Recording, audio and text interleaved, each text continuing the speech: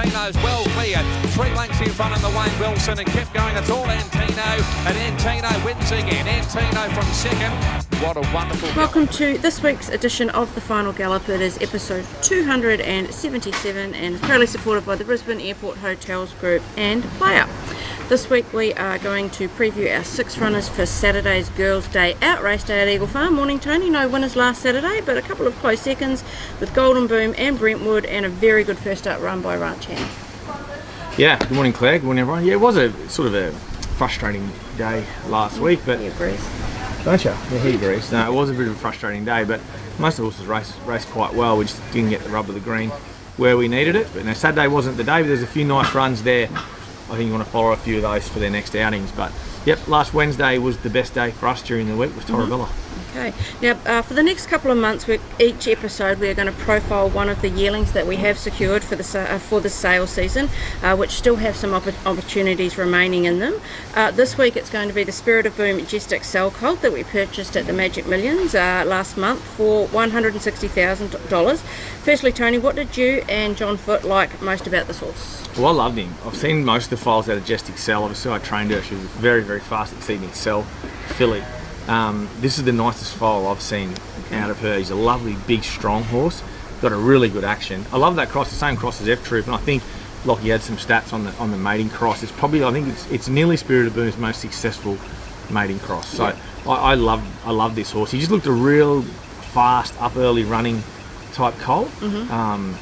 He was just a standout for me. And I remember where he was right down the back at Magic Millions. I was hoping just to have a lot of people don't get down this far to sort of see him, but yeah, the mare, everything else out of it, nothing has looked like this. So I'd be forgiving of what she's done today. Yeah. I think this cross has worked great, and he's a really nice horse. And he's already completed his breaking, and as you said, he's an early type, and Jake was really happy with him. Yeah, well, I'd expect that because he's such he was a forward-looking yearling. So he looks like a 2-year-old already, to be honest. So he's the sort of horse you'd expect to be racing in the early 2-year-old races. And I know people say that, with tongue-in-cheek sometimes, but he is a really early 2-year-old type horse. And as we see with a horse like F Troop, then they race on. Yep. So, he was up and going, I think, in October, F Troop, and he's still racing now at 7. So, I mean, it's that same sort of cross. He's a good, strong horse that I'd expect to be racing early and race on. Okay. Now, if you are interested, please do get in contact with us at sales@gollanracing.com.au, or you can contact me or Tony directly. Now, before we jump into the preview, we will announce the winner of our latest promotion with the Brisbane Airport Hotels Group. The prize is a night's accommodation at the Pullman Brisbane Airport with a buffet breakfast at the Apron restaurant. And Tony, the winner is Suzanne West. Yes. Well done. Congrats. You'll enjoy that. Nice night out there, and food's amazing. Yes, and they've been in a few horses with us, which was Kuda Tenier and Rockamore. So congratulations, Suzanne. A representative of the Brisbane Airport Hotels Group will be in touch with your prize voucher. Now on to the preview of our runners for Saturday at the Metro meeting at Eagle Farm. The rail will be in the 7-metre position. The track is currently a good 4, with the forecast for fine warm days ahead. What are you expecting from that rail positioning? Good question. I think fair racing. Eagle Farm's presenting a lovely fair track, and even though that rail's 7, you've still got a really good run in. So the surface is brilliant, plenty of grass, nice thick matted coverage of grass on it. So I'd expect good ground and fair racing. I think horses have just got to get the right runs. So that's what we'll be trying to do with ours. Okay, we'll start in race 4, which is the benchmark 78 handicap over the 2,206 metres, and the runner in this will be 80 grand. He'll carry 57.5 kilos with Bailey Wheeler's 2 kilo claim. He's drawn barrier 10. With PlayUp, he's paying $3.10 to win and $1.55 for the place. He was third last start over the 1,800 metres at Eagle Farm, and he does now get back up and trip to the 2,200. 2 starts ago, he was only just beaten over a similar distance at this track and will benefit from the claim. Yeah, he will. He gets in well. He's starting to drop down in weight a bit in these sort of races, and they're not any stronger. You can tell we're in the off season. Part of the carnival now, part of our season. Sorry, we're in the off season racing. Going really well, the horse. He's fit and healthy. He's held weight. His work's good. He's always a nice sharp worker. Barriers are a concern. Just what sort of tactics we adopt here will be probably crucial, but he's just drawn awkward for a race. It doesn't look to have a lot of tempo in it. So we'll just see what sort of plan we come up with Cameron Bennett, obviously the Lord Mayor of flying start. Yes. So we'll see what sort of plan we come up with. But he's the right horse for the race. We've just got to try and give him the right run. We'll move on to race 6 now, which is the Class 1 handicap over 1400 metres. We will have 2 runners, and the first one we'll talk about is Transatlantic, who was agreeing with Tony earlier. He will carry 58 kilos. Jimmy Orman will ride him from barrier 13 with PlayUp. He's paying $2.25 to win and $1.30 for the place. He's a really nicely bred colt, this, who did well in his first racing preparation as a 2-year-old with a win and 2 close placings. He has trialled well in the lead up to this, and being out of an Oaks winner, you wouldn't think he'd mind the 1400 first up. Yeah, no, I wouldn't think so, Claire. I had him in 2 races, a 3-year-old and this. I was pretty keen to keep Orman or Co on him, and so we went this way. Drawn a touch awkward, really nice horse, had a good prep with him. He was building up to go for the summer, and I had to just back off him slightly, and now we're back ready now. And he's above average talent. He's still a colt. He's got a little bit of colt traits about him, but he's a bloody nice horse. His trials and jump outs have been terrific. He's trimming up fitter all the time. His work Tuesday, very good. Fitness levels are very good for a first up run. The plan would be just to switch him off, get some cover, make sure he relaxes. He's better ridden a bit quieter anyway. Then he can really attack the line. But he's above average horse, and I'd be shocked with the right running Transit he wouldn't be right there on Saturday. Okay, the second runner we have is Shim. She'll carry 56 kilos. Ryan Maloney will ride her. She's drawn barrier 10. She's paying $5.50 to win and $2.15 for the place with PlayUp. She is 4th up. She's fit and looking for a dry track, which she should get on Saturday. Last start she was strong from off the speed at this track and trip on a soft track. Yeah, she's going well. Last run was pretty good, really. She got caught wide and working most of the way, and she ran through the line pretty good. She sort of goes back in grade here to a 1400 on a big track suits her. Barrier is okay as long as we can get her to step a touch better, but she actually stepped really good last start. So if we can replicate the same sort of situation, she's very well in herself. Physically, she's done super throughout the prep. She looks better now than she did run 1. So she's really getting into a good rhythm here. She's a definite chance. Her form tells us that. I think she's back in grade. You know, Maloney on. I can't see why she's not going to be thereabouts. I'm going to put Transatlantic on top. He's just a horse I really, really like, provided that he gets to the races and as a young boy he behaves himself and does everything I want. Yeah, which I think he will. His jump outs have been too good not to. So, you know, provided we can get a nice enough run on him, I think he goes on top. But it wouldn't shock me either winning. I mean, Peterson's runs have been very good for this grade. Okay. We'll move to race 8 now, which is the Class 6 plate over the 1200 metres, and we'll have Millane in this. He'll carry 58.5 kilos. Ryan Maloney rides barrier 3. He's paying $3.10 to win with PlayUp and $1.50 for the place. Impressive first up when resuming as a gelding at this track and trip. He does get a good barrier for Ryan, and he's going to try and make it 2 from 2. Yep, can't see why he can't. He's my best chance on the day. Drawn low, loading late. He plays around the gate to touch, and just get him to step well. There's moderate speed here. He'll just lay up behind them, whether it be second or third pair, and be there to out sprint them. He's in good order, this horse. He's improved significantly off that first up run. He's a horse that was desperately dying to win a race, and the difference in him since winning, plus with that fitness on his side, is there to be seen. He's quite impressive, this bloke. He's improved sharply off his first up run, which I expected, and you'll see that on Saturday. Okay. We'll move on to race 9, which is the 3-year-old handicap over 1400 metres. Grand Meteor will run in this. She'll carry 52 kilos. Angela Jones takes the ride on her from barrier 10 with PlayUp. She's paying $6 to win and $2.25 for the place.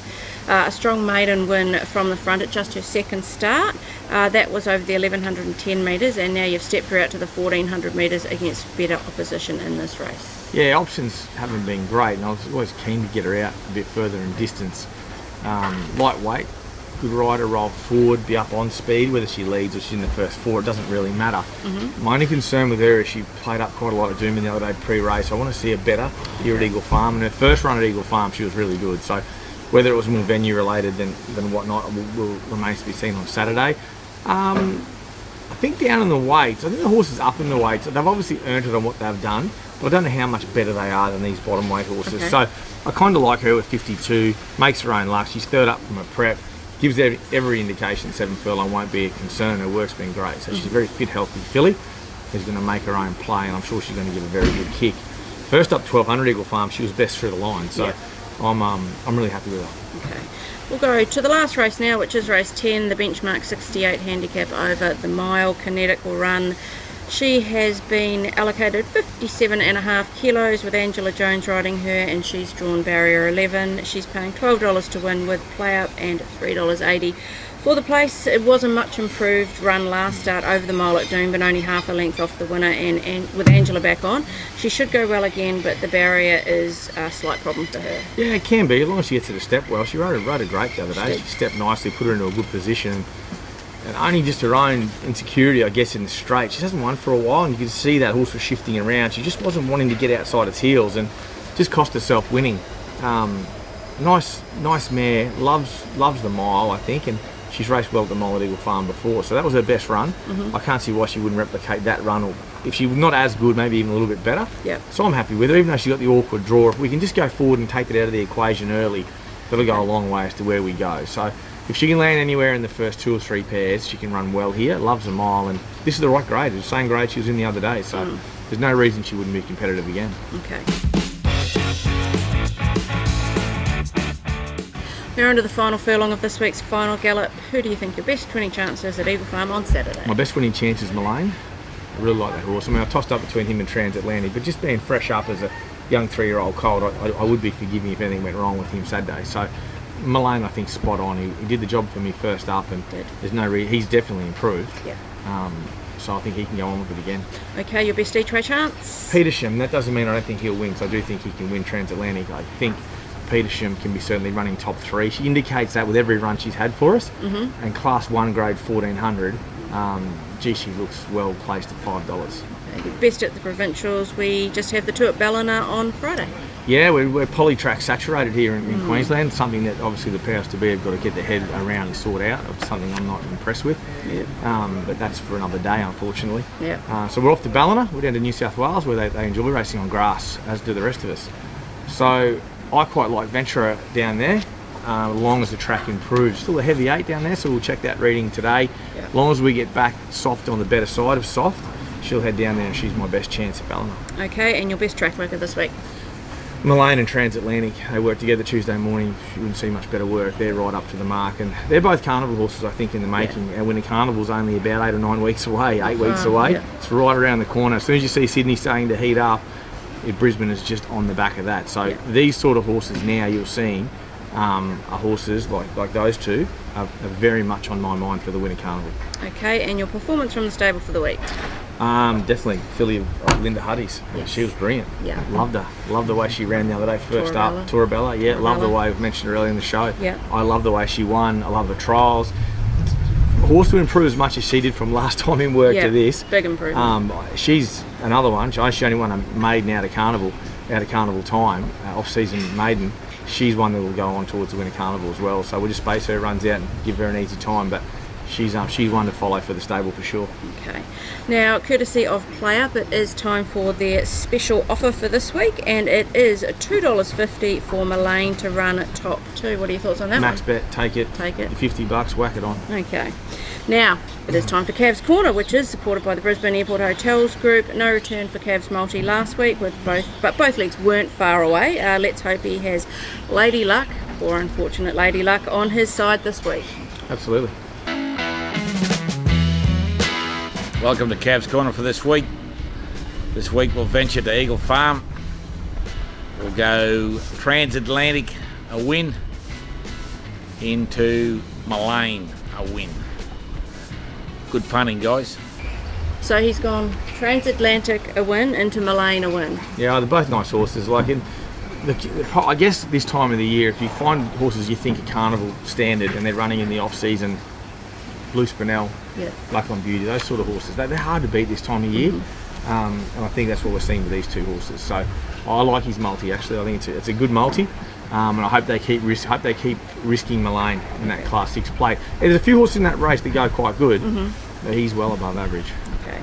And good luck on a Saturday, Tony. Some really good winning chances across the card. Yeah, absolutely. We're racing on a track, I think it's our best track at the moment, Eagle Farm. It's been much criticised over its time, and I've probably been one of its biggest critics when it wasn't performing, but now it's doing everything that we need it to do and want it to do. So we're seeing a really good racetrack, consistent racetrack, and that's what we're going to get again on Saturday, and then you're going to see consistent performances from that. Okay, best of luck to everyone for the weekend.